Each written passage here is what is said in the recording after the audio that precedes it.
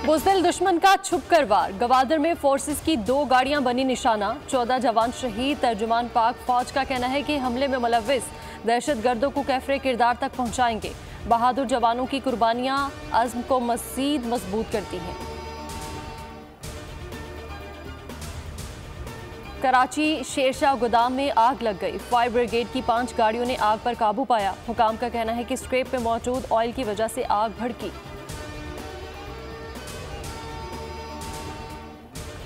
New Zealand के खिलाफ टाकरा। कौमी टीम का 4 फास्ट बॉलर्स के साथ मैदान में उतरने का फैसला। शाहीन आफरीदी, हारिस राउफ, हसन अली और वसीम जूनियर शामिल होंगे। पाकिस्तान को फाइनल 4 में जाने के लिए 85 रन से हारना होगा।